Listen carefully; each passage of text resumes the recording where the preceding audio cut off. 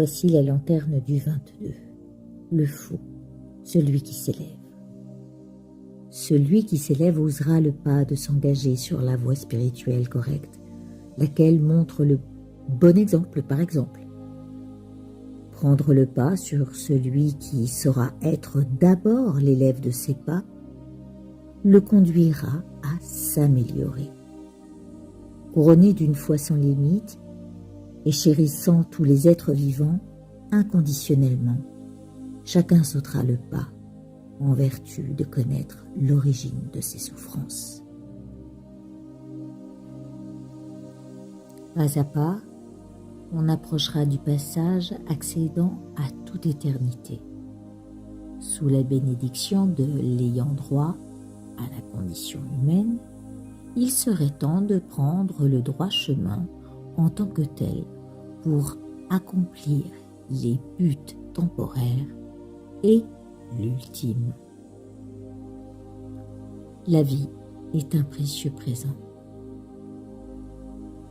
La magie opère sur qui sait utiliser les bons outils, qui use de ses connaissances intuitives, avec qui s'appuie sur certains enseignements que multiples expériences guident sur le sentier spirituel, amenant ce fou à se purifier de ses mauvaises actions, paroles et pensées.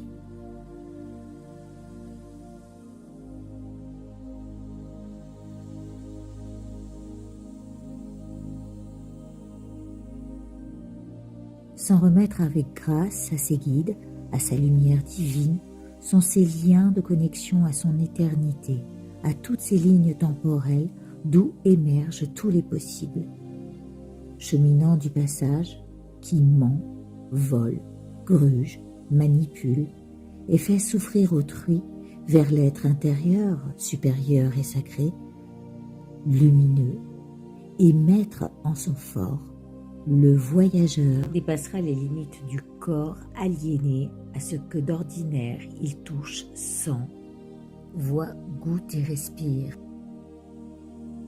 Afin de s'émanciper à la majestuosité de son esprit, il se dédiera corps et âme à la terre de félicité qui l'attend à force de travail et de discipline. Il y a ces 21 étapes qui vont préparer cet élève, afin de quoi? Ouvrir ses ailes, qu'il se lève pour s'envoler vers plus de liberté intuitive. Et se libérer de l'emprise de ses sens devient le sens à saisir, l'essence même du moteur de cette vie, lorsqu'on comprend l'importance de se délivrer de ses attachements, de ses colères, de sa haine, de ses amis, de ses ennemis, surtout les plus imaginaires. La seule antidote aux 3 poisons de l'esprit sera de reconnaître ce qui attire l'amoureux au diable. Cet amoureux, amoureux de ses sens, va devoir se libérer de l'emprise de ses sens. Nous avons ici 2 versions du 6. L'être humain est corps, parole par les enseignements et esprit. Nous ferons de la carte de l'amoureux cet être relié à ses sens. Le sentiment amoureux est une révélation complexe. Il est une émotion vivement réactionnelle et de ce fait agit en réaction ou réagit. Le véritable amour est tout autre. Il est indivisible. Quant au 6e sens, lui, il est relié aux connexions supérieures de l'être. Nous sommes en définitive, en tant qu'amoureux, très attachés à nos 5 sens. Nous allons être attirés à la vue de quelque chose qui nous paraît très beau. Nous allons volontiers écouter un air de musique ou une voix qui nous paraît douce ou plutôt grave. Nous allons être attirés par certaines odeurs, par certains parfums envoûtants, par l'odeur de certains plats que nous préparait notre grand-mère. nous allons ressentir le goût très développé pour certains plats. C'est aussi au toucher que nous mettrons une note rugueuse ou plutôt douce. Notre corps va réagir en réponse aux émotions qui le parcourent. Il va aimer ou rejeter. Il sera divisé entre amour et aversion.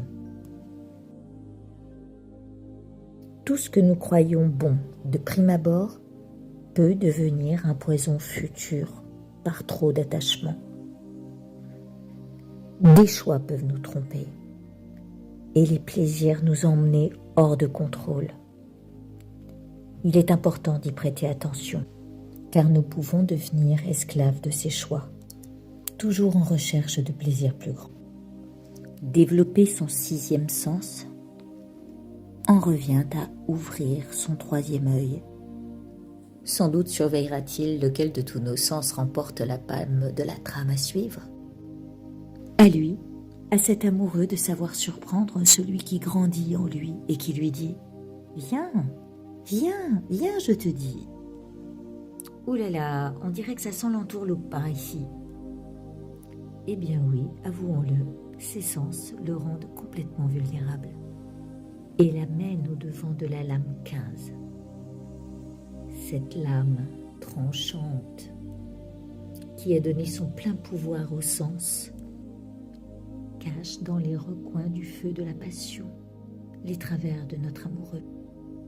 Maintenant, on est amené à faire la part des choses, afin de choisir en conscience ce qui est à privilégier pour l'évolution de notre âme, afin de progresser sur le chemin et faire bénéficier ce qui n'appartient pas à la matière, mais plutôt à ce qui élève l'humain, élève l'esprit de qui a le mérite de vouloir transcender ce qui le retient attaché, afin que, enfin, la roue tourne dans le bon sens. Assieds-toi donc en ton esprit plein de foi, au cœur de la sagesse. Dans ce chariot où te sont confiées les rênes de ton destin, ces choix te reviennent toujours et encore. Bien à toi.